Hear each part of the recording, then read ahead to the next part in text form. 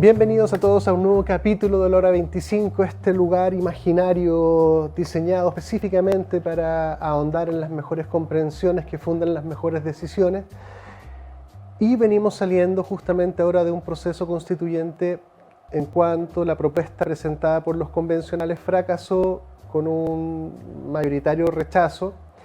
Y llama la atención cómo nos saltamos conversaciones fundamentales para pasar a lo procedimental, y hoy día observamos una fuerte tendencia a cómo le damos continuidad al proceso y muy poquita qué de lo que venía en la propuesta tiene sentido, hay que rescatar, hay que calibrar, hay que graduar, hay que sacar, hay que agregar, hay que recomprender o profundizar.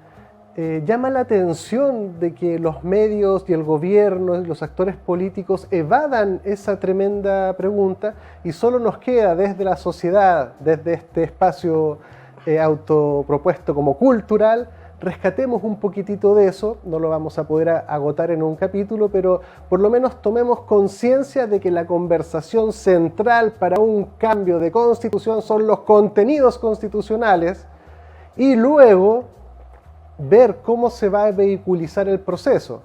Incluso hay voces también que dicen, no, con un rechazo tan mayoritario se extingue ya el proceso y quedamos donde estábamos. Eso también tiene que conversarse, no puede agotarse en esto es lo que yo digo, esto es lo que yo digo. Pensemos, tiene sentido, hay un asidero, es razonable, qué escuchamos en la calle, qué escuchamos con nuestros amigos, nuestra familia. Distinguir lo esencial de lo accesorio. Y para seguir, entre otras cosas, hablando de eso, pero también meternos un poquitito hacia algunos fenómenos, triquiñuelas, formas, de que ha tenido un poquitito muy a la mano y abusado los grandes poderes del mundo para ir instalando cositas. Tenemos de invitado nuevamente a Eduardo Llanos. Bienvenido, Eduardo. Gracias. Hola, mira, respecto a lo que decías recién, respecto a esta razonabilidad de diversas interpretaciones respecto de lo que ocurrió en el plebiscito, yo creo que deberíamos ahondar en algunas cosas, porque hay varias cosas que son razonables, pero que algo sea razonable no significa que la razón se la debamos conceder solamente a ese planteamiento razonable, porque puede haber varios planteamientos razonables, incluso opuestos, en pugna, y hay que dirimir, digamos, ¿verdad? O hay que calcular proporciones. Es necesario, pero no es suficiente que sea razonable. Exactamente. Nadie dice que sea lo más razonable, ¿verdad? Por ejemplo. Entonces, partamos por algo elemental. ¿En qué se funda esta premura por llegar a una solución, comillas, constitucional nueva? Se funda en una convicción que se puede considerar bastante dudosa a estas alturas, pero que es una convicción y que como tal tiene fuerza psicológica, no necesariamente fuerza lógica, ¿no? Según la cual lo que ocurrió con el 78% de aprobación, ¿verdad?, es suficientemente elocuente respecto del deseo que tiene la población chilena de darse a sí misma una nueva constitución. ¿Cuáles son los contraargumentos para eso? Hay un contraargumento muy duro que lo voy a dejar para el final, pero hay uno muy simple. En primer lugar, esa era una foto y la película completa muestra otra cosa. Estos procesos son muy dinámicos. Segundo, el rechazo de un 62% también afecta o alude o apunta a un juicio negativo respecto del proceso completo, no solo del desempeño de la comisión, sino incluso desde antes. O sea, hay gente que plantea que votó en favor de darse una nueva constitución porque consideró que ese malestar social era enteramente genuino, enteramente auténtico. Pues bien, en la medida en que empezaron a surgir pistas respecto a cierta preparación, cierta intervención incluso extranjera en esos desórdenes, los excesos mismos del vandalismo, su simultaneidad, que es una pista por sí sola de que ahí hubo planificación, porque fueron incendios simultáneos, que supone preparación, etc. Todo eso hizo que un porcentaje inquietante de personas que se suman a ese o que están en ese 78% se haya arrepentido de su posición. ¿Te fijas? Y eso nadie puede negarlo, pero tampoco nadie puede cuantificarlo. Por otro lado, adicionalmente, están todos los otros cuestionamientos respecto del gobierno, respecto de la propia comisión, del grado de seriedad. La convención, a eso Sí. dices comisión, pero te refieres a los convencionales. Sí, perdón, sí, a la convención constituyente y todo lo demás, ¿verdad? E incluso ahora podríamos añadir las reacciones frente al rechazo.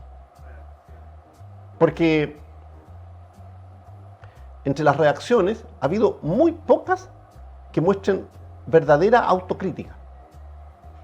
Entonces, esa falta de autocrítica genuina puede estar afectándolos a ellos. O sea, si a lo mejor se repitiera en este minuto un plebiscito similar, a lo mejor el 62% podría ser todavía mayor.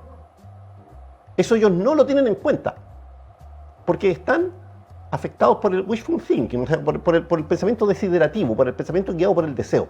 Yo deseo que Chile esté entero embarcado en una nueva constitución, y entonces creo eso y descarto todas las otras evidencias. Pues bien, el pensamiento lógico, el pensamiento racional, el pensamiento científico opera en sentido opuesto. O sea, pone entre paréntesis los propios deseos. Yo, en lo personal, desearía una nueva constitución, pero como se ha dicho, una constitución que efectivamente respete todas las garantías de la población completa, ¿verdad? Que no sirva de caballo de Troya a ningún poder extranjero ni interno, ¿verdad? Abusivo, desconfiable, etcétera, etcétera, etcétera, etcétera. Pero esa es mi opinión. ¿Te fijas? Entonces las evidencias no están en este minuto abonando la teoría de que la población entera se volcó a las urnas para manifestar su deseo ardiente de una nueva constitución. No, porque la gente que votó en ese 78% es bastante menos que la gente que rechazó. Porque la gente que rechazó lo hizo en una votación obligatoria, llegan a 13 millones, ¿verdad? Etcétera, etcétera, etcétera. Entonces, eso no diré que anula la votación anterior, pero la relativiza mucho. Bueno, por otro lado, adicionalmente, como si todo eso fuera poco, hay un argumento que se torna circular. La ministra Vallejo y el gobierno en general han insistido en que los políticos, sobre todo los de centro derecha y derecha, hasta la UDI, deben honrar sus compromisos. ¿Y cuál es el compromiso? El compromiso era, efectivamente, rechazar, en el caso de ellos, para legislar de nuevo, para reformar, ¿verdad? Ya. Ok, ese en principio parece un buen argumento, porque los otros están reconociendo que hubo un compromiso. Pero hay dos contraargumentos que se nos olvidan. En primer lugar, punto 1, ese compromiso no lo pueden hacer los políticos, no lo pueden contraer ellos a puerta cerrada. Porque por definición el político es un representante de la opinión pública.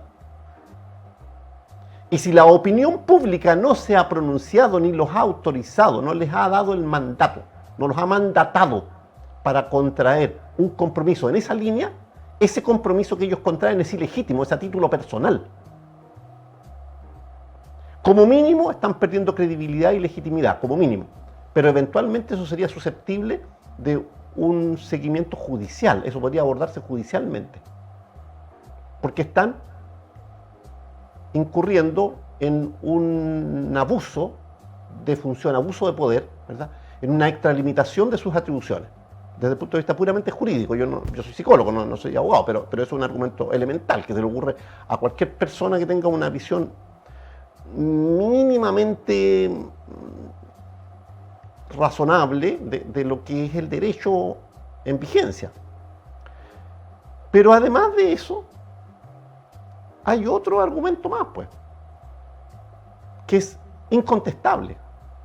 Hay dos videos grabados, uno de la ministra Vallejo y otro del presidente Boric, diciendo explícitamente: aquí hay gente que está intentando confundir las cosas. Existen solamente dos alternativas. La votación va a ser para aprobar o para rechazar.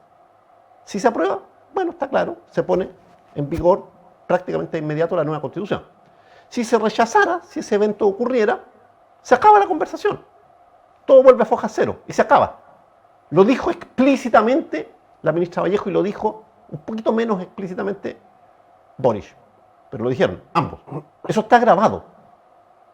Pues bien, ¿qué implica eso? Eso es incompatible con cobrarle a los otros la palabra empeñada. Y más incompatible lo es todavía si en los primeros casos ellos están hablando oficialmente y en los otros casos se trata de conversaciones a puerta cerrada. Porque la conversación que le consta a la ciudadanía es la que establecieron esas dos autoridades con ellos a través de esos mensajes públicos. En cambio, lo que dijeron los dirigentes de la UDI, de Bópoli, de no sé qué más, ¿verdad? Esos dirigentes políticos de la derecha y la centro-derecha, a puerta cerrada no le consta a nadie. Y de hecho los políticos son muy propensos a desdecirse, así que no sería raro que se desdijeran. Y por último, en un tercer lugar, hay un argumento lógico. O sea, ¿cómo yo te puedo cobrar a ti la palabra que tú empeñaste en favor de algo que yo quería, que me convenía a mí, si yo traiciono mi propia palabra? ¿Te fijas? O sea, ¿cuál compromiso tiene más peso? El que se hizo públicamente de cara a la ciudadanía, diciéndole que no se dejaran confundir, que no había terceras alternativas, que era o aceptar o rechazar, y que si se rechazaba, no había más discusión. Eso fue lo que dijo la ministra Vallejo. Está el video. No lo puede negar ella. ¿Tiene más peso eso o tiene más peso una conversación a puertas cerradas que hicieron unos cuantos políticos en un uso ilegítimo de un poder conferido con otros límites? Esa extralimitación de ellos puede tener más peso que el otro. Ya, es suficiente, ¿verdad? Pero todavía hay otro argumento. Y hay un argumento más poderoso que a la gente le cuesta pensarlo. Si se les está cobrando la palabra a esos políticos con tanta fuerza y ellos tan dócilmente reconocen ese compromiso, ¿por qué es? ¿Cuál es el poder que se ejerce sobre ellos? Es un poder exterior. Cuando uno mira la publicación de la ONU, queda todo explicado. Porque la publicación de la ONU indirectamente les recuerda que hay un compromiso. Lo lamentamos mucho, ganó el rechazo, pero ustedes tienen un compromiso con nosotros y nosotros nos vamos a preocupar de que eso ocurra. En el fondo es una amenaza disfrazada de ayuda, disfrazada de anuncio de acompañamiento. La ONU va a acompañar el proceso de Chile. No tiene nada que acompañar la ONU aquí. No tiene nada que acompañar. La Silvia Rux, la uruguaya que se fue de Chile, que era la encargada de la ONU, dijo con toda claridad en televisión, en una entrevista, que este país para ellos era un laboratorio.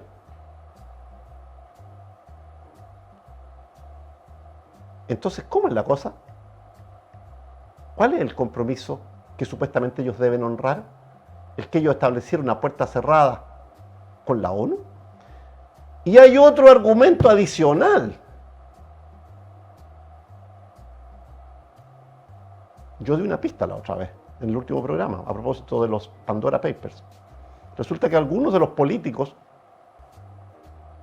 que están impulsando ese nuevo proyecto y que están presionando a la centroderecha y al mundo político en general para que se pongan de acuerdo rápidamente, prescindiendo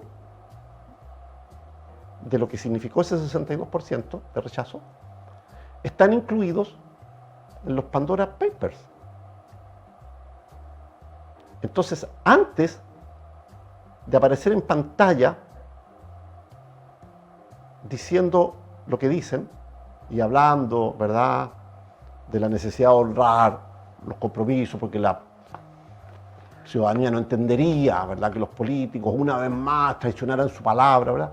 Bueno, si ellos están tan preocupados de la credibilidad, empiecen por casa y empiecen por explicar si eso es una calumnia, esa investigación de, no sé, como 100 periodistas e investigadores, ¿verdad?, que descubrieron eso y que leyeron el lado B de los Pandora Papers, porque al inicio, ¿verdad?, todo el mundo recuerda, esos Pandora Papers eran una evidencia en contra de Piñera, de Castillo en Perú, del ecuatoriano, en fin, Lazo, etc. Pero había una segunda fila, pues. Entonces ellos están implícitamente emplazados por la historia. Y yo lo lamento mucho, puede haber amigos míos ahí. Pero lo lamento mucho. Ellos tienen esa explicación pendiente y tienen el deber de aclarar primero eso. Bueno, has dicho muchas cosas. Cada una en sí misma amerita una reflexión particular y también una comprensión en general. Claro. Primeramente señalaste la inconsistencia y la frescura de salir a emplazar a que el otro cumpla en el mismo acto de estar incumpliendo lo que yo prometí. Claro. Y Eso, públicamente. Claro, eso ya amerita un escudriñamiento ahí de cómo funcionan las cosas. Entonces, las palabras que valen son las que me convienen a mí. La mía fue, hay que entenderla, que fue un momento en el cual el escenario era otro, entonces en verdad yo no puedo hacerme cargo de eso, porque en verdad yo estoy mandatado por otras fuerzas populares, otras que en verdad hacen que lo que yo prometa no lo puedo cumplir y usted tendrá que entenderme por qué no lo voy a cumplir.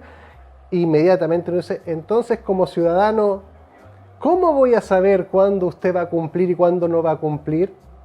Y además, ¿hay alguna sanción o algún acto que yo le pueda como ciudadano exigir a usted en el plano de la ética?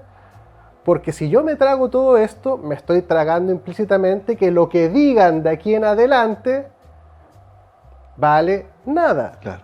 Y que todos los compromisos que usted pueda asumir, yo deberé entender que pueden ser, según cómo pasa, motivo de compromiso o motivo de usted deberá empatizar conmigo, que la verdad que yo pensé que en ese momento, pero ahora deberá entender que recomprendí, por tanto yo no me voy a hacer cargo de eso, yo ahora voy a hacer lo contrario de lo que dije, y eso es normal.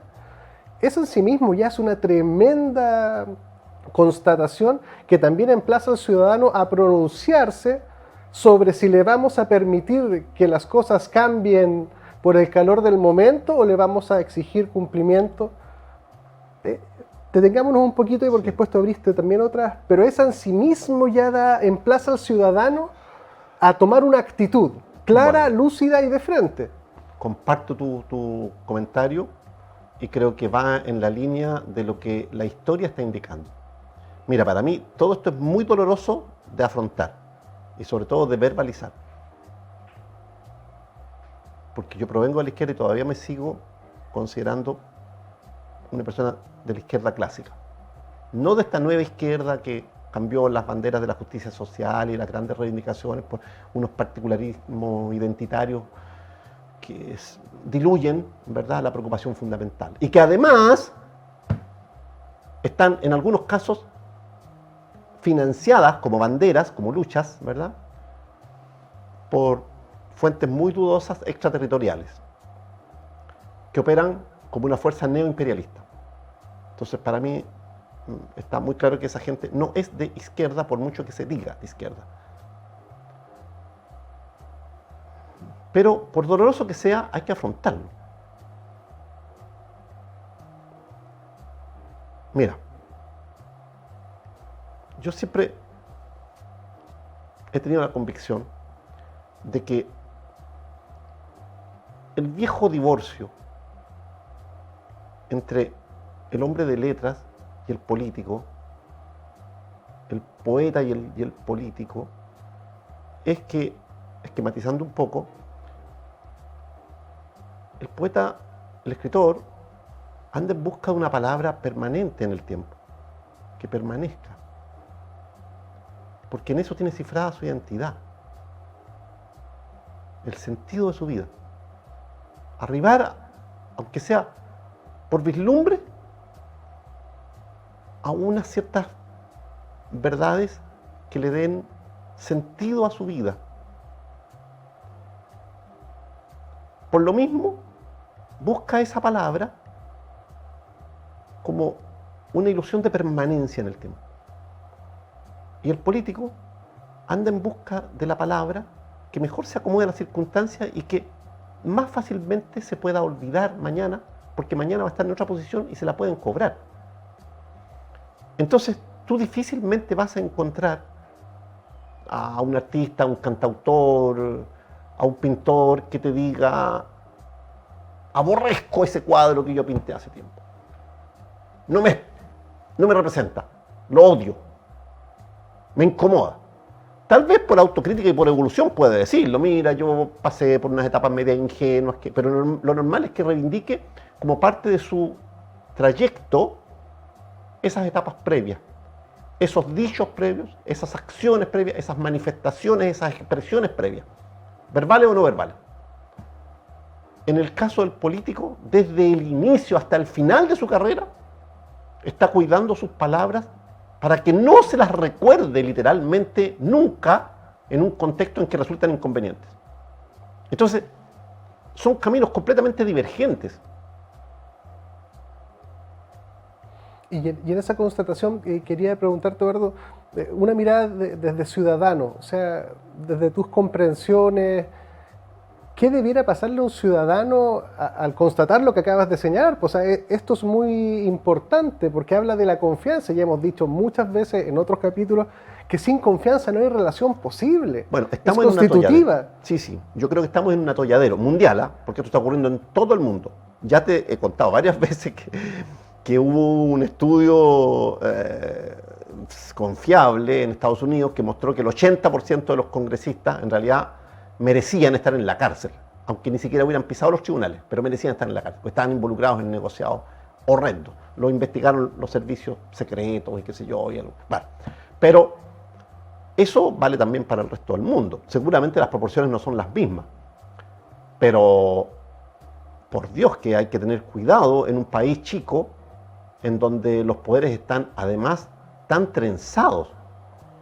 O sea, si yo soy primo del fiscal, del juez, o soy compañero de colegio, o mi tía, o mi prima, o mi hermana, o mi hija se casó con el sobrino de él y tengo posibilidad de encontrármelo en el asado el fin de semana, puedo hacer un lobby que el resto de la población no puede hacer. Entonces, en ese mundo de la política de países más chicos, el asunto es más de cuidado todavía, es más peligroso. Pero también hay otro peligro, el peligro de que terminemos desconfiando en tal grado de los políticos que la gobernabilidad que pasa por los políticos se torne inviable. ¿Y qué ocurrirá cuando acontezca una cosa así? Cuando se empiece a manifestar una ciudadanía masivamente en contra de todos los políticos, sin distinciones. Bueno, uno se cometerá una injusticia tremenda, ¿verdad? Como la injusticia que se comete contra los buenos sacerdotes cuando descubrimos que unos cuantos de ellos estaban involucrados en pedofilia, en fin, en cosas muy, muy horrorosas, muy contrarias al espíritu sacerdotal y religioso. Y será igual de injusto, ¿verdad?, que por mucho que crezca, por ejemplo, estoy poniendo una metáfora, la proporción de pirómanos entre los entre los bomberos, que siempre ha habido una proporción, no sé, un 1%, no sé cuánto será, ¿verdad? De algunos locos que son pirómanos que gozan con los incendios y que precisamente se meten a bomberos porque de esa manera subliman y ocultan su perversión. Bueno, por mucho que creciera a un 10% y que hubiera más incendios provocados por pirómanos bomberiles, digamos, bueno, sería terriblemente injusto para el 90% de gente que está voluntariamente entregada a ese servicio extraordinariamente altruista de intervenir en incendios que afectan a la población. ¿Qué haríamos sin bomberos? Aunque fuera un 80% el porcentaje de bomberos confiables y un 20% los no confiables, sería terriblemente injusto operar con el prejuicio de que bomberos no sirve y hay que terminar con la institución. Es una buena alerta también para empresarios, carabineros, Para todos, la iglesia, Claro, porque entre los empresarios, por supuesto que tiene que haber muchos que son confiables, pero ellos tienen que aprender la lección. Los confiables tienen que aprender la lección. ¿Por qué no tuvieron suficiente asertividad, suficiente presencia de ánimo para identificar, aislar y denunciar a sus pares psicopáticos involucrados en, por ejemplo, colusiones como las que vimos hace unos años y las que no hemos visto? Ya lo decía la otra vez, nadie escuchó a Felipe Lamarca cuando dijo hay que soltar la teta, él siendo empresario. ¿A qué se refería él con eso? Cuando la señora de Piñera también en el paroxismo de todo este movimiento decía, parece que tendremos que renunciar a ciertos privilegios, y compartir, claro. Sí, normalmente las mujeres aportan más sentido común a los gobernantes, ¿eh? Por supuesto que también hay mujeres psicopáticas, pero en general es mayor la proporción de políticos hombres psicopáticos, digamos, o también demasiado narcisistas y que sirven otras agendas aún sin darse cuenta. Entonces, bueno, el asunto es muy difícil de resolver, pero yo creo que el empoderamiento de la ciudadanía y sobre todo su pronunciamiento activo va a aportar un elemento muy, muy significativo que va a cambiar mucho la escena política y geopolítica del mundo.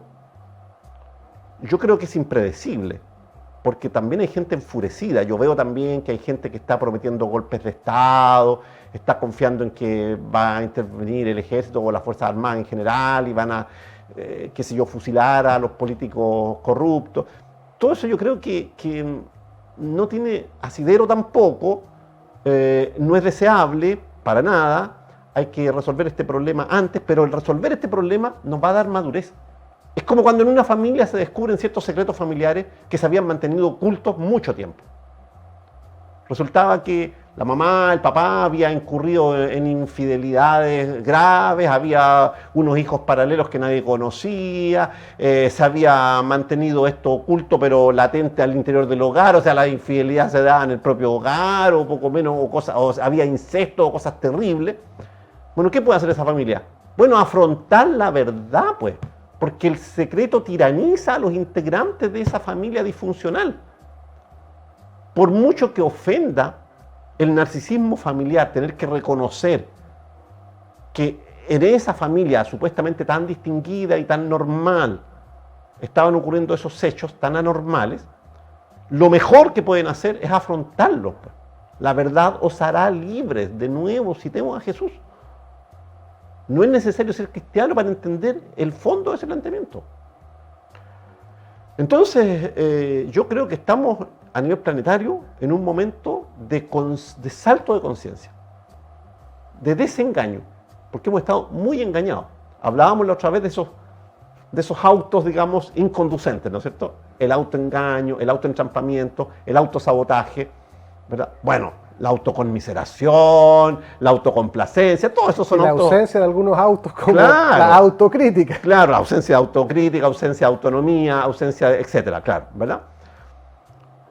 Pero yo creo sinceramente que el momento planetario es tenso, pero muy promisorio. Sin embargo, tengo un pronóstico reservado respecto de la proporción de gente que va a dar el salto. no sabría decirlo. Eduardo, tenemos que ir a hacer un pequeño corte comercial y seguimos desmenuzando, porque dijiste varias cosas que eran bien importantes y sobre todo me interesa a propósito de que la última vez mencionaste a Thoreau, creo que se pronuncia... Thoreau, sí, Thoreau. Porque lo empecé a leer, pues, a propósito de ¿te gustó? Sí. Sí, aviva ciertas comprensiones. Ahora, claramente hay que comprender en templanza también, porque, claro, Sí, uno dice y el desobediencia contexto. civil Sí. y la primera imagen que uno o algunos pudieran es una horda de gente con antorchas, Claro. salir a quemar todo. Sí. Pero lo que rescato de la lectura es el espíritu del hombre libre. Sí, ese es el... Y hay una frase que también me resonó muy, muy importante de comprender, que dice: lo deseable no es enamorarse de la ley, sino enamorarse de la justicia. Exactamente. Y esa es una tremenda Distinción, diferencia claro. que nos invita a reflexionar no solamente de la conveniencia de cumplir las leyes, sino de cuestionar la justicia de esas leyes y no asumirlas, no sé, el mismo Acríticamente, usa claro. genuflexamente también. Claro, sí. Oye, Con servilismo, con... Claro, o sea, de partida explícamelo. Sí, O sea, de partida sí. explícamelo, fundamentamelo y dame el espacio para rebatirlo. Claro. Porque no porque sea ley es justo. Ya estamos con la ley Longueira, Sí. donde está, Sí. donde aquí yo creo que no hay cara para decir, oiga, pero respete la ley. Sí. La ley es sagrada, la ley no se puede tocar, cuando justamente es profundamente injusta. Claro. Esas son las grandes reflexiones que Muy voy, bien, sí. voy encontrando. Oye, una por pequeña ahí. cuñita no me propósito de eso. Sí, es muy importante la justicia, pero a la vez, ¿verdad? Hay que entender bien que ser justiciero, ¿verdad? A veces a uno lo inclina al afán vengativo. Entonces hay que distinguir entre ser vengativo y ser justiciero. Sí, son buenas reflexiones basales. Si uno hablaría de educación cívica, quizá la gente entendería así, hay que entender los derechos y deberes. Pero no es solamente eso, sino que comprender los fundamentos que sostienen el por qué hay derechos y deberes, cuál es el rol del ciudadano, el rol del Estado. Son grandes reflexiones fundacionales de lo que de ahí deviene. No podemos saltarnos todos los capítulos y concluir simplemente la ley hay que cumplirla. No digo que no haya que cumplirla, pero tampoco voy a creer que cualquier ley es justa y es buena, cuando la evidencia ha demostrado que eso no se comporta en grados de perfecciones. Tampoco es esperable lo mismo. Y por lo mismo, como no es esperable y toda nuestra experiencia también lo condice, chantemos un poco la moto. Y ahora lo mismo de qué sigue en este proceso. Oye, pero es que aquí no nos pueden meter al bolsillo y nosotros como políticos definiremos ahora qué viene a continuación, cuando hubo un voto que tiene que escudriñarse y comprenderse cuáles fueron las lógicas que estaban ahí.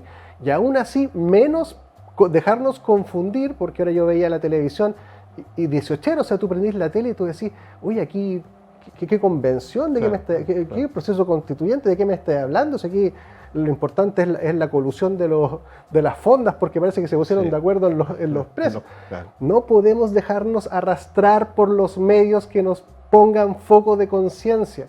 Nosotros tenemos que sostener nuestros propios focos de conciencia y no podemos terminar discutiendo si el anticucho vegano es mejor que el otro y haciendo como que aquí no ha pasado nada. Si aquí está pasando algo muy, muy, muy importante. Tenemos que sostenerlo, invocarlo, reiterarlo. Así que quédense con nosotros y volvemos en un minutito. En Clínica Nueva Costanera trabajamos día a día por tu salud y la de los tuyos. Contamos con una amplia trayectoria entregando salud y bienestar con servicios médicos integrales, gastroenterología, endoscopía, pellet antialcohol, programa de balón intragástrico, bioimpedenciometría, entre otras prestaciones. Visita nuestra página www.clinicasnuevacostanera.cl e infórmate de todas nuestras prestaciones. Clínica Medical Home, líder a nivel nacional en hospitalización domiciliaria y servicios ambulatorios para pacientes agudos, subagudos y crónicos. Clínica Medical Home entrega a su disposición experiencia y trayectoria en salud a través de servicios especialmente pensados en las necesidades de cada persona, adaptando el concepto de comodidad a sus instalaciones y residencia mediante altos estándares de calidad. Visítanos en www.cmhchile.cl. Clínica Medical Home. En Clínica Gastrosalud contamos con equipos médicos de excelencia y tecnología de punta para garantizar salud y bienestar a un excelente costo. Contamos con servicios médicos integrales especializados en tratamientos gástricos y programas completos para la obesidad. Realiza tus reservas de hora en la página www.gastrosalud.cl. En Clínica Apoquindo contamos con una infraestructura de primer nivel para ofrecer servicios de instalación de balón gástrico, pellet antialcohol, cirugías plásticas reconstructivas, cirugías estéticas, kinesiologías, psicología, psiquiatría, nutricionista. Visítanos en www.clinicapoquindospa.cl. En Logan Abogados contamos con profesionales altamente comprometidos con los intereses de nuestros clientes. Nuestro staff está capacitado para entregar mucho más que una asesoría integral y especializada, pues buscamos proporcionar la tranquilidad que sus intereses merecen y necesitan. Visítanos en www.logan-abogados.cl.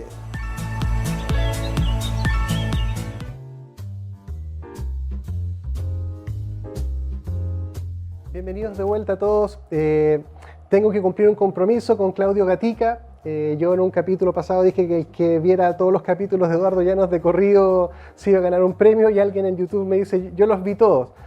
Claramente no los vio de corrido como una maratón de series, pero quería igual regalarle un libro por enganchar con el tema, y así que me busque de alguna forma por Instagram o en la conversación que abrimos en YouTube para mandarle un libro a su casa, porque no es de Santiago, así que Claudio, ya sabes, búscame y te regalo un libro para seguir armando comunidad.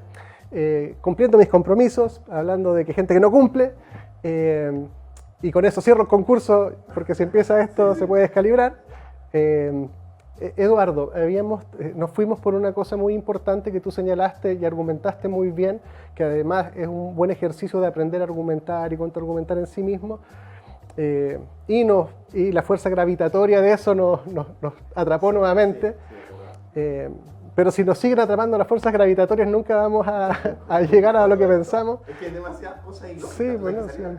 Claro. Pero a ver si logras hacer el puente entre este primer bloque. Y bueno, es probable que nos podamos extender un poquitito más para la gente que nos sigue en YouTube, pero ¿cómo pudieras trenzar triangulaciones, relativismos? Esos dos temas habían quedado pendientes, sí, mira. A ver, hemos dicho, o yo he dicho, me hago cargo de lo que yo digo, que hay un poder extraterritorial actuando aquí. Es muy visible a través de la ONU, por ejemplo, pero la ONU no es la única. Están también todas esas ONG financiadas por Soros, directa o indirectamente, y otros parecidos, ¿verdad? Pero Soros es el principal. Y yo quiero decir esto muy claramente, porque sé perfectamente bien que en la confusión ideológica y política que hay hoy, hay gente que se conforma, cree resolver el problema que eso significa, atribuyéndole eso a la derecha. En realidad la derecha no ha estado ni la cuarta parte de lo alerta que debería haber estado respecto de eso. Por lo menos a mí me consta que respecto de la influencia de Soros y qué sé yo, la inmensa mayoría de los políticos no se dan ni cuenta o no aluden al punto. Y por el otro lado, como he dicho tantas veces, gente de izquierda genuina sí se da cuenta. O sea, hay anarquistas que ya se dieron cuenta claramente, no solo de lo que significa este panóptico mundial, ¿verdad? Esta distopía que está instalándose a través de los grandes poderes como la OMS, la ONU, etcétera, etcétera, etcétera, ¿verdad? Sino también incluso gente militante. Mira, sin ir más lejos, la otra vez estuve viendo el último programa en que participa Eduardo Artés, el tocayo Artés. Yo debo decir algo. La primera vez que me invitaste, en que estuvimos dialogando un ratito con Akram a propósito del resultado de la primera vuelta o del primer debate presidencial. Hassan Akram, está ese capítulo para que lo busquen. Claro, es muy antiguo, tiene muy pocas visitas, Pero yo alcancé a decir algo a propósito de Eduardo Artés, porque en ese minuto lo pensaba y en parte lo sigo pensando. Dije, bueno, él argumentó bastante bien, en fin, qué sé yo, pero hay un minuto en que yo creo que erró la expresión. ¿Por qué? Porque él dijo, lo que se necesita en Chile es una izquierda más dura, ¿no? Y yo decía, el calificativo podría haber sido cualquiera otro, el adjetivo. Podría haber sido una izquierda más flexible, una izquierda más leal a sus principios, una izquierda más coherente, pero decir más dura evoca en todo el mundo más buena para protestar, ¿verdad? Más inflexible, más intransigente, qué sé yo. Pero he terminado por entender lo que quería decir Eduardo Artés. En el fondo era eso, una izquierda más leal a sus principios. Y le he seguido la pista a él, y aunque yo nunca he sido comunista ni estoy en esa línea, a mí me da mucha más confianza él que todos los otros líderes del PC de Telier, empezando por él, ¿no? Porque me parece que él está dando en el clavo en las cuestiones importantes. Por ejemplo, él tiene una visión bastante matizada respecto de cuáles son, comillas, los grandes explotadores aquí. Y él está perfectamente consciente del peligro de esta especie de imperialismo nuevo, yo lo llamo neoimperialismo, que está detrás de la ONU, detrás de todo eso. Pero es casi el único que argumenta en esa línea. Es asombroso que el resto de la izquierda guarde silencio respecto a eso.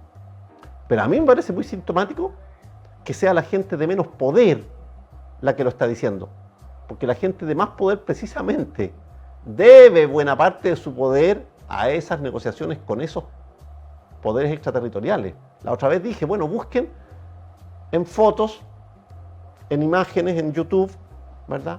Rockefeller y políticos chilenos, a ver quiénes les van a aparecer. No les va a aparecer solamente gente de derecha. Sin duda, no va a aparecer Eduardo Artés ahí. No va a aparecer la señora comunista o el señor comunista de no sé qué sindicato. No, esa gente no va a aparecer. Van a aparecer otros. Yo quisiera aprovechar que señalas a Eduardo Artés, una persona con la cual yo tuve la oportunidad de conocerlo, conversando con él, en el contexto de su candidatura. Y una de las primeras cosas que yo le comentaba era que me parecía, la imagen que yo tenía a través de los medios, de su persona, distaba mucho de lo que yo podía constatar al conversar con él. Yo respeto mucho lo que él dice. No necesariamente vamos a coincidir en todo, en grados, en forma, en caminos, pero creo que varias cosas que él dice no debieran estar nunca ajenos de una buena conversación política. Eso no significa que volvamos al marxismo o qué sé yo, pero él tiene mucha lucidez para distinguir lo esencial de lo accesorio, el dolor de la gente real versus aspectos más minoritarios que en verdad pudieran arreglarse después de otra forma. Un diagnóstico social, un compromiso, una mirada del mundo crítica, algo nacional también, de asegurar, por ejemplo, mantener grados de autonomías también alimentarias, por ejemplo. Claro, eso es vital. Desarrollar la industria, el mismo en el último capítulo que los invito a ver, no puede existir derechos sin deberes ni deberes sin derechos, que aquí no hay espacio para que alguien parasite en esta sociedad, todos tienen que aportar. La reivindicación del trabajo como una instancia humanizante. Claro, entonces todas esas temáticas, antes de desecharlas por el prejuicio de que es quien la está diciendo o porque creen que esto es marxismo come guaguas, dése el tiempo de reflexionar y tomar lo que le haga sentido o cuestionar lo que cree que le hace sentido. Él habla mucho de soberanía también, sí, de autodeterminación, que autodeterminación es lo que básicamente la gente de derecha dice, que no se meta al Estado porque el individuo es el que tiene que autodeterminarse en mayores grados de libertad. Y Artés dice, los países tienen que tener mayores grados de autodeterminismo, también determinación por el tema de la soberanía y los riesgos. Todas esas temáticas son más que atendibles, lógicas y debieran ser parte del paquete total de reflexión, con la legítima discrepancia en grados, en cómo forma, pero el concepto, la comprensión, la mirada país, cuando él dice, aquí no hay proyecto país, el gobierno de señor Boric es otra cosa. Claro. y hay que ponerle comillas, comillas, comillas, quizás qué significa esa otra cosa. Bueno, yo creo que lo que en el fondo está queriendo decir es un gobierno que está cumpliendo una agenda extraterritorial. Bueno, habrá que preguntarle a él, pero yo por lo menos respondería a eso. No quiero interpretar lo que él dice en realidad, pero es lo que yo diría. Bueno, volvamos volvamos a lo que tú también. habías planteado. Ya, mira, quedó pendiente el tema de la triangulación, que lo prometimos la otra vez. Voy a explicar eso muy en breve, con dos planteamientos que creo que son útiles y que provienen de la microsociología, de la psicología social, etc. Y también incluso de la psicoterapia familiar. Traje un monito. Ya. Entonces, vamos a explicar. Esto suena abstracto, suena algebraico, ¿verdad? Pero voy a graficarlo más todavía. Imaginemos en cualquier instancia, por ejemplo, en una empresa, en una familia, en un país, 3 grados de poder, 3 actores con distintos niveles de poder. El poder puede ser un poder real, un poder simbólico, ¿verdad? Por ejemplo, una persona puede ser más poderosa porque tiene más dinero, más influencia o más antigüedad en la empresa, o pertenece a una generación que supuestamente debemos respetar, en el caso de una familia, ¿verdad? Etcétera, ¿verdad? Un abuelo, por ejemplo, etcétera. Ya. Y entonces, a esas 3 entidades de distintos niveles de poder, como digo, real o simbólico, o ambos mezclados, los vamos a designar, ¿verdad?, con las letras A, B, C. Entonces aquí hay 2 premisas de las que partimos. En este caso vamos a asumir que A tiene más poder que B y B tiene menos poder que C, ¿verdad? Son 3 niveles jerárquicos. Pero hay un segundo elemento en este sistema. Aparte de estar jerarquizados así, A más poder que B y B más poder que C, resulta que B y C sumados tienen más poder que A. O sea, A tiene más poder que todos, pero no supera el poder de B y C sumados. ¿Ya? Esas son las 2 premisas de las que vamos a partir. Y después vamos a ejemplificar. Entonces, ¿qué ocurre? Que aquí puede darse, por ejemplo, un triángulo, una cierta triangularidad, de A más B sumado en contra de C. Por ejemplo, el abuelito, ¿verdad? Y tú como papá, ¿verdad? Se unen para endilgar al niño, decirle, no, un momentito, ¿verdad? Eso que está haciendo va en contra de la tradición familiar y qué sé yo, en fin, y se termina, digamos, supeditado a ustedes, porque A y B sumados son algo insuperable para el niño, porque el niño tiene menos poder que B, imagínate, mucho menos que A y B sumados. O en la empresa, ¿verdad? A la secretaria, ¿verdad? Qué sé yo, le marcan el ritmo, ¿verdad? Le imponen ciertas condiciones, ¿verdad? ¿Quiénes? Bueno, el jefe y el gerente, sumados, los dos. ¡Wow! No hay ninguna posibilidad de que la secretaria ofrezca una resistencia eficaz. Solamente va a sufrir con este poder, sobre todo si es injusto, ¿ya? Porque también pueden sumarse para fines justos, ¿verdad? Ya, ok, bien. Tenemos una segunda posibilidad. Bueno, a esa primera, ¿verdad?, la podemos llamar la triangulación, ¿verdad?, en la que el resultado final es un mantenimiento del statu quo, ¿verdad? O sea, A y B sumados contra C, ¿verdad?, termina teniendo un resultado conservador, se conserva la estructura. Se conserva e incluso en algunos casos se rigidiza. ¿Ya? Bien. En algunos casos, si se ejerce demasiado abusivamente ese poder de A y B sumados contra C. El segundo caso es inverso. Veíamos que A tenía más poder que todos los demás, pero no que B y C sumados. Entonces, cuando se suman B y C y desafían el poder de A, ahí tenemos un triángulo ya revolucionario, ¿verdad?, que desafía el poder. Pues bien, ¿dónde está el punto al que quiero llegar? Que eso lo conocemos y lo detectamos de inmediato. Pero se nos nubla la visión para ver la tercera alternativa, que es una alternativa muy rara, pero bastante más común de lo que creemos. A se suma a C, incluso a veces lo coopta, lo empodera para sumar sus esfuerzos contra B. Pero ¿por qué querría A o C o ambos simultáneamente, ¿verdad?, barrer a B de la escena? ¿Por qué querrían coaligarse en su contra? Bueno, muchas veces hay razones inconfesables. Por ejemplo, ¿verdad?, imaginemos que tú eres, ¿verdad?, C, yo soy A, ¿verdad? Soy más viejo, ¿verdad? Tengo poder en la empresa, ¿verdad?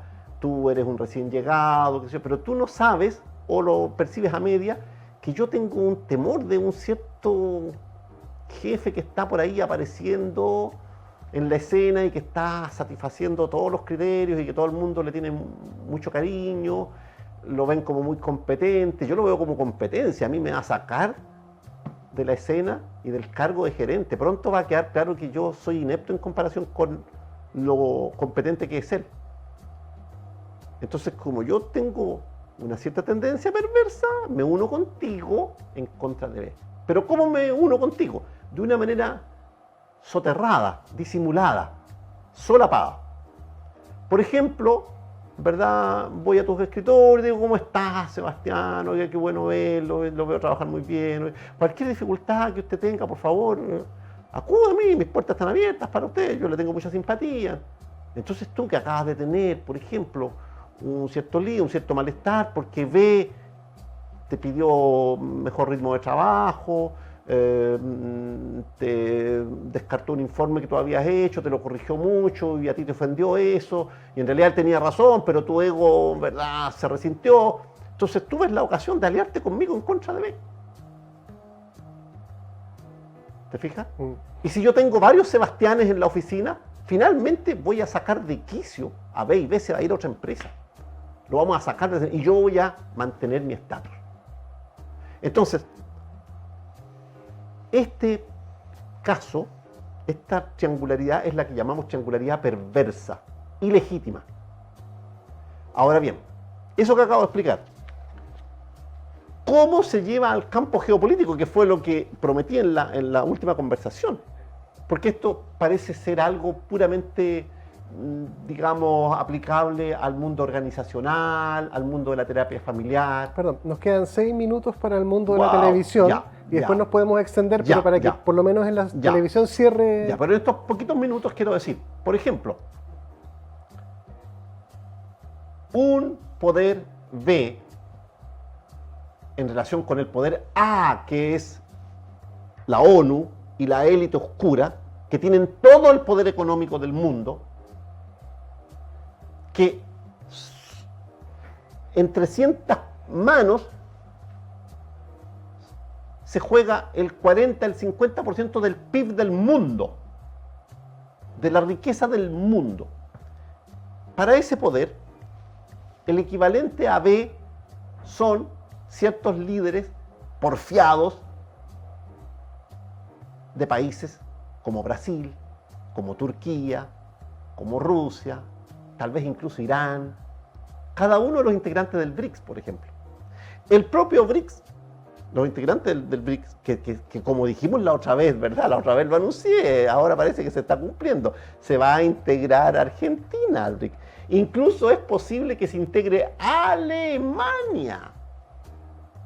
Ese es un poder que viene creciendo, es B. Todavía no derrota al poder A, que está en manos de la Reserva Federal, del Deep State mundial, de los psicópatas, de la mafia extraterritorial. Pero ven venir con mucha fuerza ese poder. Entonces hay que descarrilarlos.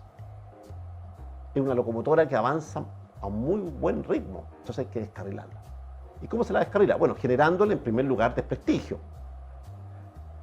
diciendo que son grandes dictadores, sus gobernantes, cooptando a ciertas fuerzas al interior de esos países que, aunque sean psicopáticos y aunque hayan pasado por la cárcel, los podemos lavar, les podemos lavar la imagen. Podemos lavarle la imagen a Lula. Se supone que yo debería ser un pro Lula, porque él es más de izquierda, las pinzas. Para mí esa gente no es de izquierda, ya lo he dicho. Ningún corrupto es de izquierda. Deja de ser de izquierda al momento de corromperse. Deja de serlo. seguirá invocando principios de la izquierda, eslóganes de la izquierda, pero ya no es una persona que luche por la justicia social.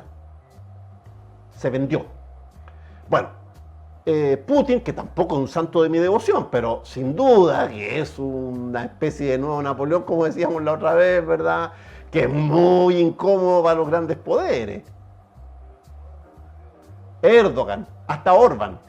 O sea, Hungría, Turquía, también son poderes muy complejos para ellos. Y además tienen un cierto pasado de grandeza. El Imperio Otomano, etc. ¿Me fijas? Entonces, a todos esos personajes hay que barrerlos. Hay que barrer incluso a un personaje de Bielorrusia.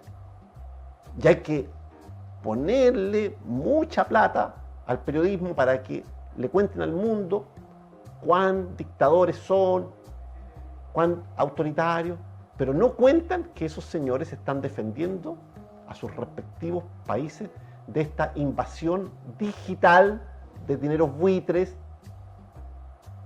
de esta invasión a través de las ONG, de las banderas de lucha identitarias radicales que distorsionan y nublan la escena política, etcétera, etcétera, etcétera. Nos van quedando 2 minutitos. Ya, entonces esos casos son casos que también están operando en Chile. En Chile, el sospechosísimo auge que han tenido los identitarismos radicales se correlaciona mucho con la plata que ha invertido aquí ese grupito. No solo Soros, pero principalmente Soros. Pero ¿qué ocurre? Que tú puedes ser un C utilizado y no te das cuenta. Tú podrías haber sido utilizado en contra del gerente B o del otro que te decía yo, ¿verdad? Del jefe B, ¿verdad? Y tú te convences de que yo soy una estupenda persona porque te financio y te pavimento el camino para desafiar a B. Pero tú no sabes que el que está saliendo ganancioso soy yo. En eso consiste el neoimperialismo. Un imperialismo engañoso que terminó por cooptar a las fuerzas que eran potencialmente más revolucionarias, las fuerzas que podían introducir más cambios, las fuerzas que podían introducir cambios genuinos en la justicia social. Ya, tenemos que dejarlo hasta aquí para el formato televisivo que nos transmite en la televisión, pero tenemos un poquitito más de espacio para poder desarrollar un poquitito mejor las ideas en YouTube, así que los que nos ven en la televisión, véanos en YouTube si quiere ver cómo termina esto a la hora 25 Chile. Quédense con nosotros.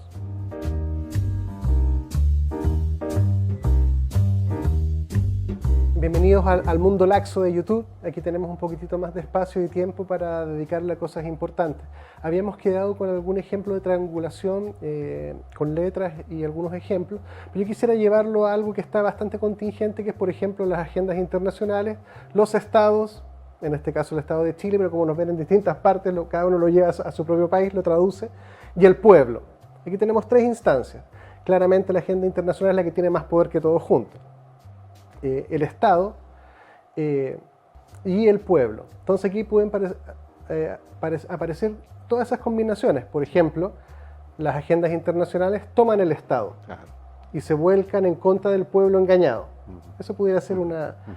También pudiera ser que la agenda internacional se alía con el pueblo a través de campañas digitales, ONU, inversiones, promociones, activismos varios, y busca o se plantea este maridaje de desestabilizar a este Estado o a este gobierno.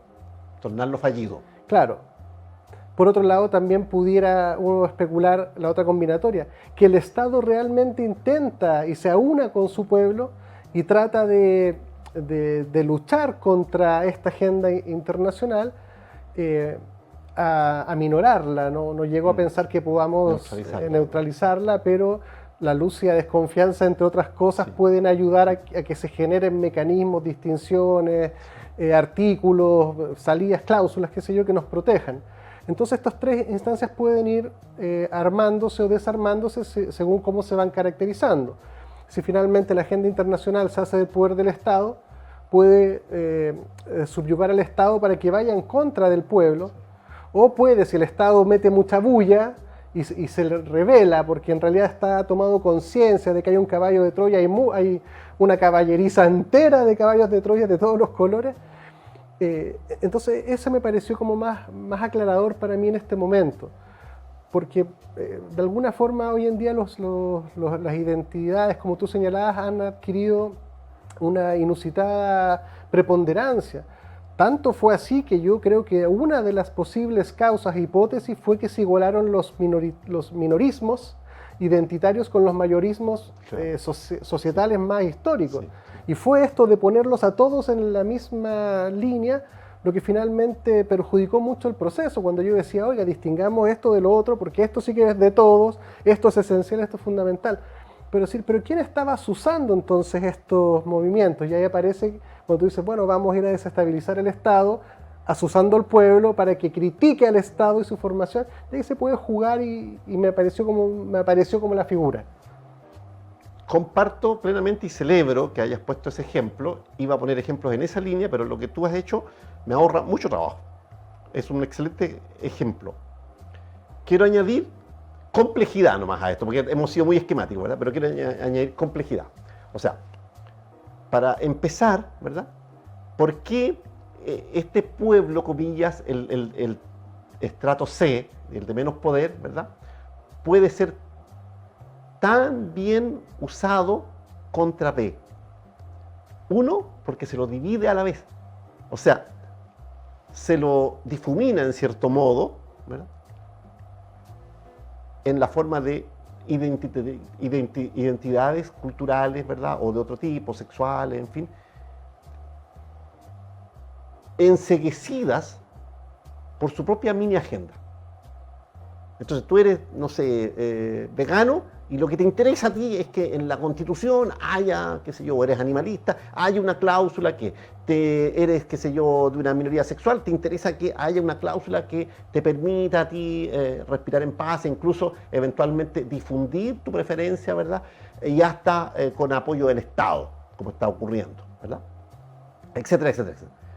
Entonces, esa difuminación del poder de C como pueblo, de paso, arrasa la cohesión social. Abre las posibilidades de que surjan antagonismos al interior de esas identidades, porque hay identidades que son similares pero que se perciben como opuestas. Como el feminismo, por ejemplo. Por ejemplo, hay muchos diversos tipos de feminismo. Hay feminismos, por ejemplo, que no quieren saber nada con la Judith Butler, ¿no? Por ejemplo, ¿verdad? Etcétera, etcétera, etcétera. Hay, por ejemplo, han salido en Chile, ¿verdad? Salieron incluso, ¿verdad? A propósito del plebiscito, algunos gays reconocidos, ¿verdad? Que no querían saber nada con esa constitución, que no quieren saber nada con la pederastia, con la pedofilia, etcétera, etcétera, etcétera. Dicen, no, momentito, o sea, es ofendernos, confundirnos con esos señores. Esos señores son perversos. Lo que nosotros tenemos es una preferencia sexual distinta, pero no perversa, etcétera. Entonces, bien. Y ahí hay efectivamente diferencias significativas, pero también hay en algunos otros casos similitudes que se transforman en oposiciones porque desde arriba se estimula el afán de diferenciación por la vía de estimular la vehemencia de esas demandas. ¿Te fijas? O sea, se convence a esas personas de que están apelando a un derecho humano, ¿verdad?, a reivindicar su diferencia, y no le advierten que reivindicar su diferencia no puede ir en contra de los otros. Entonces es como si, para poner una analogía, ¿verdad? Como si las personas que van a tomar un café, supongamos nosotros vamos con un tercero a tomar un café como fuimos la otra vez con Ramón Freire, ¿verdad? Entonces, ¿qué pide cada uno? Bueno, tú pides un café con leche, Ramón pide un café cortado y yo pido un capuchino. Bueno, es más o menos lo mismo, es poca diferencia. Pero nosotros podemos empezar a pelear. ¿Cómo se te ocurre pedir un capuchino? Eso no se hace. Pero ¿cómo se te ocurre pedir un café cortado? Eso no es de hombre, no es de esto, no es de lo otro. Pero es muy poco elegante pedir un café con leche, pues, hombre, date cuenta. Y podemos terminar peleando, ¿verdad?, por haber pedido algo que en el fondo se reduce a una diferencia menor, ¿verdad? Bueno, eso está inducido también desde arriba. Y eso permite las dos cosas al mismo tiempo. Permite que haya mayor efervescencia social, mayor ingobernabilidad y que le vaya quedando, comillas, cada vez más claro a la gente e incluso al mundo que el Estado ve aquí está fallido. Entonces se justifica que intervengamos nosotros. Nosotros debemos hacernos cargo de esto. Pues ya nos molesta mucho, en fin, nos cuesta trabajo, nos cuesta plata, pero tenemos que traer tropas extranjeras aquí porque este es un Estado fallido.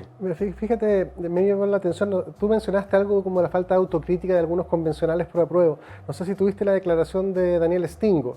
Sí, claro.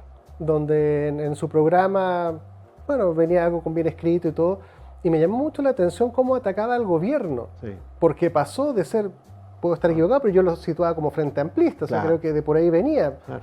Y frente amplista, sí, pero mientras las Siempre buenas. Pero una ahora persona como resulta esa atacará a quien tenga que atacar si es que lo que quiere preservar es su, comillas, dudosísima razón.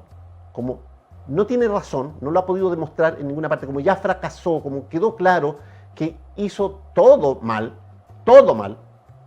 o casi todo mal, entonces ahora se tiene que desquitar con Boris, se tiene que desquitar Pero con fíjate, él. te lo digo a propósito de la triangulación. Sí, no, sí, es que es un Porque ejemplo clarísimo. finalmente, si atribuimos que el sector C es el Estado, entonces vemos que finalmente, primeramente era la agenda, el Estado y el pueblo habían hecho una conjunción virtuosa. Estamos todos convencidos de que vamos para allá, estamos todos juntos como hermanos para allá. Y por eso prometemos, porque aquí no vamos a perder, así que podemos prometer cualquier cosa. Pero ahora que esto fracasó, ahora el problema es el Estado, Sí. o sea, no el Estado, perdón, el gobierno. El gobierno. El gobierno es el que ahora Sí. hay que fustigar, Claro. porque él fue el que echó a perder, y ahí Claro. se produce esta triangulación de que el pueblo, los Claro. representantes del pueblo, siguen con la agenda Claro. y se aunan Claro. para, Claro. al parecer, ir en Sí, contra sí, de sí, esto. sí. Y así se va moviendo en dinámica según Claro. las conveniencias. Ahora, ¿no? una solución para eso. ¿Cuál sería una solución si tuviéramos gobernantes maduros? Boris tendría una solución, pero no creo que se le ocurra ni creo que la pueda desempeñar o cumplir. Como psicólogo, tú sabes muy bien qué podría hacer él. Él podría decir, tengo un insight, he tenido una comprensión, me doy cuenta de que me está pasando a mí lo mismo que yo hice que le pasara a otros.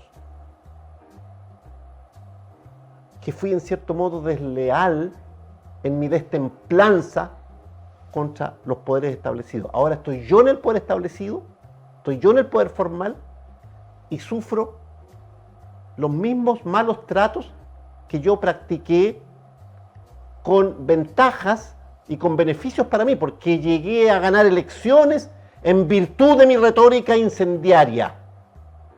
Ahora que sufro el incendio en mi propia casa, me doy cuenta de que por esta vía no se llega a ninguna parte.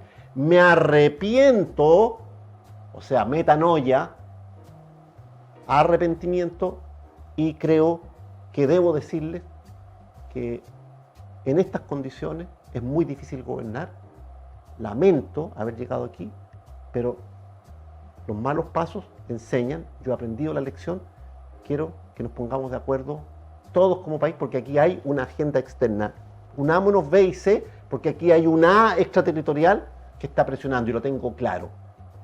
Ahora, Eso no lo haría jamás, pero sería el camino para un verdadero cambio nacional, no el cambio micropolítico o incluso macropolítico, pero nacional. No, aquí hay un contexto internacional del que hay que hacerse cargo, hay que salir al paso de ese poder invisible y perverso, parafraseando el manifiesto de los comunistas, ¿verdad?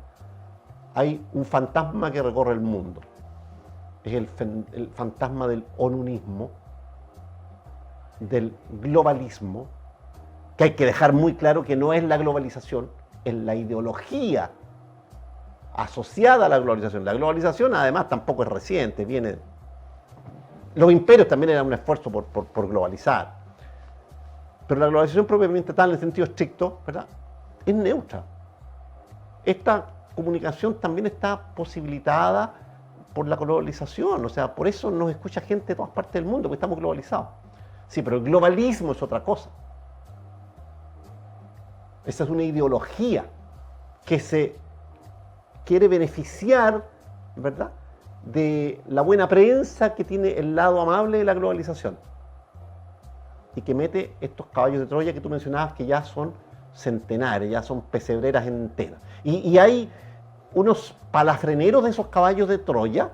Hay unos señores que conducen estos caballitos y los dejan instalados en los lugares precisos para que en la noche salgan los guerreros dentro del vientre de esos caballos de Troya a desordenar la escena.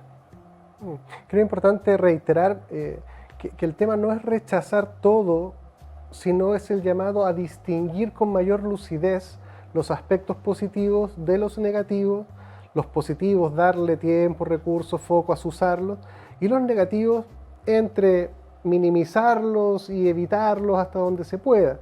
Entonces el llamado no es que esté todo malo, ni que todo lo que venga de la ONU es completamente malo. Ese no es el mensaje que estamos tratando de instalar. Y ahí me atribuyo, tú me corriges con toda confianza de que si te incluyo en algo que no te representa, pero el llamado es a pensar lúcidamente y distinguir una cosa de la otra y no pensar en iguales. Ese es el primer llamado, lo conversamos en el último capítulo con Douglas Pollock, de valorar el pensar correcto, el proceder intelectual que te ayuda. Si el intelecto está para algo, es para iluminarte el camino. Pero esta sociedad más estupidizada, de pocas luces, de eslogan fácil, de identidad revolucionaria o de identidad de resistencia, que no aguanta una declaración, que se dispara a sí mismo, como esto muchas veces hemos visto, los que piden tolerancia son profundamente intolerantes. Sí. Los que se quejan de que los cancelan, terminan cancelando automáticamente al otro.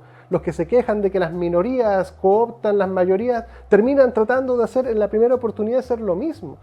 El llamado es a reflexionar, a comprender y mejorar los haceres. Sí, claramente. Mira, dos cositas por todo eso. La autocrítica. Yo he tenido que revisar estos videos para saber las cosas que habían quedado pendientes, para darme cuenta de qué cosas había yo prometido que íbamos a abordar alguna vez y que hemos estado tratando de cumplir. Ahora con las triangulaciones, no he cubierto todo el tema de las triangulaciones, nos queda el tema de los relativismos, va a tener que quedar para otro programa, en fin. Ya, pero me di cuenta también autocríticamente de que yo a veces me pongo muy vehemente. No me gusta mi vehemencia. Quisiera cambiarla. Tengo una excusa, no una justificación, pero tengo una excusa para ello. Y es que me impacienta la confusión lógica, la confusión argumentativa, la cantidad de falacias que andan circulando, como si fueran argumentos válidos, y la premura que tenemos, porque hay una agenda que se está implantando y se está imponiendo. Y mientras antes salgamos al paso de esos caballos de Troya, en tropel, menor va a ser el perjuicio. Enseguida también quiero decir, a propósito de lo que tú decías, porque comparto lo que dices, que desde el punto de vista persuasivo, desde el punto de vista de la psicología de la comunicación, desde el punto de vista de la retórica incluso, bueno, ya el viejo Aristóteles distinguía entre verdad y verosimilitud, y añadía algo que puede sonar paradójico, ¿verdad? Pero que es muy real, cualquiera lo constata. A veces la verdad es inverosímil. Y por supuesto, muchas veces lo verosímil no es verdadero. ¿Verdad? O sea, yo podría decir aquí y ahora, ¿verdad? Yo no sé... Perdón, verosímil es como creíble para quien no está literalmente hablando es lo símil a lo verdadero. O sea, parece verdadero. ¿Mm? Pero puede parecer lo verdadero porque es verdadero o simplemente porque tiene la apariencia. Porque algo verosímil no significa que sea necesariamente falso. Tiene apariencia de verdad, pero la tiene siendo falso o siendo verdadero, ¿verdad? O sea, yo puedo decirte en este minuto, por ejemplo, yo nací en Antofagasta, ¿verdad? Y viví en Santiago. Bueno, resulta perfectamente verosímil, ¿verdad? Porque es perfectamente posible que uno se traslade. Bueno, es falso, yo nací en Santiago. Pero resulta verosímil. Ya nos van quedando dos Ya, te minutitos pido, para que bueno, vaya... sí. Entonces, esa es una cuestión importante. Siempre en retórica, las argumentaciones, en la retórica política, las argumentaciones tienen mucho de aceptable, de verosímil. Y además muchas veces son causas nobles las que se enarbolan. El problema es lo que viene detrás, acompañando a eso. Y por último, también quisiera decir que, de nuevo, el énfasis, lamento tener que decirlo en los últimos minutos, pero el énfasis tiene que estar en el hecho de que la fuerza mayor que está actuando aquí es una fuerza espiritual, pero esa fuerza espiritual también es múltiple. O sea, aquí hay fuerzas espirituales malignas. Si la espiritualidad no es solo benigna, como veíamos la otra vez, o sea, como decía San Pablo, ¿verdad? En Efesios 12, ¿verdad? 6, capítulo 6. O sea, aquí no tenemos guerra contra carne ni contra sangre, sino contra principados, contra potestades, ¿no? Contra gobernadores de las tinieblas de este mundo, contra huestes espirituales de maldad en las regiones celestes.